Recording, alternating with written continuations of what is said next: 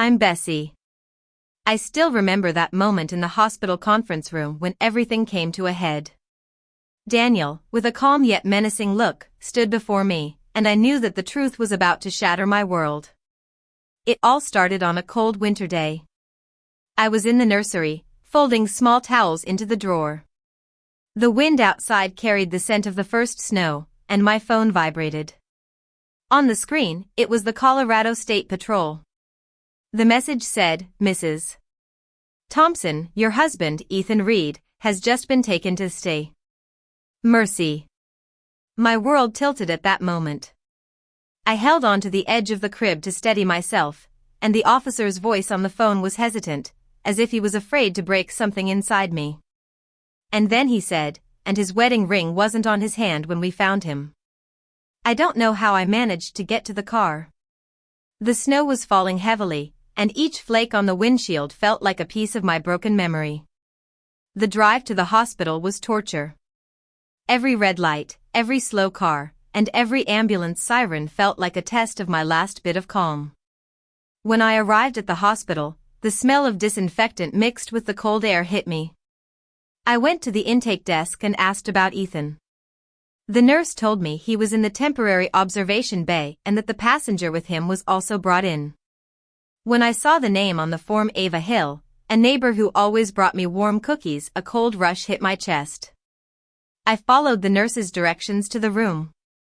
As I walked, the air in the hallway felt strange, and my belly, with the baby inside, seemed to sense the danger and kicked frantically. When I finally reached the room, I saw Ethan on the bed with his left arm in a brace, looking pale. And on the other bed was Ava, with her right leg bandaged, her hair a mess, and her eyes swollen from crying. Between the two beds stood Ryan Hill, Ava's husband. He turned when he heard me enter. His voice was low and steady. "Finally, it's happened." Those words were like a needle piercing my heart. I asked him what he meant, but he just said that Ethan had given him a USB drive 2 weeks ago and told him to give it to me if something happened. I was confused and scared.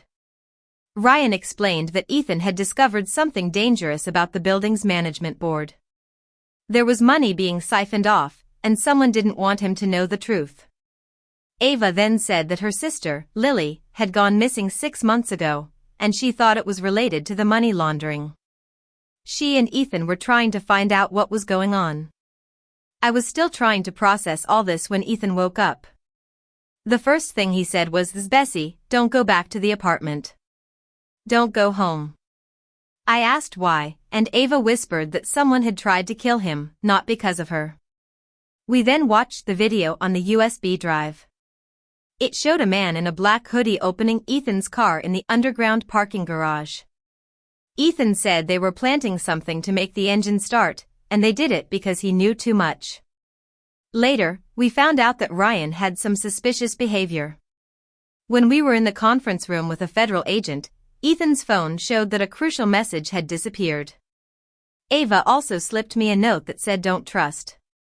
And a receipt from an ATM showed that Ryan had received $4,000 on the day of Ethan's first incident. When I confronted Ryan, he finally admitted that he had hired someone to scare Ethan because he thought Ethan was having an affair with Ava. But he didn't expect things to go so far. I quickly recorded his confession on my phone. When the agent returned, I played the recording, and Ryan tried to escape but was quickly caught. After that, the money laundering ring was dismantled. Ryan was arrested along with 3 maintenance personnel from the building. Ava was cleared, and the police reopened Lily's case with new leads from Ryan's confession. Ethan healed slowly but steadily. He apologized to me for hiding the investigation, saying he thought it would keep me and the baby safe. I understood his reasons. A few weeks later, I gave birth to our baby. Ethan held the baby gently, and I knew that we had survived this storm together. The experience had taught me that no matter how difficult life gets, as long as we have each other, we can face anything. Looking back, I realize that life can change in an instant. But through it all, I've learned the importance of trust, family, and standing up for the truth. And I'm grateful that I have Ethan and our newborn baby by my side, ready to face whatever the future holds. Now, as I sit here, holding my baby in my arms, I know that this is the true beginning of our family. We've overcome so much, and I'm confident that we can build a safe and happy life together.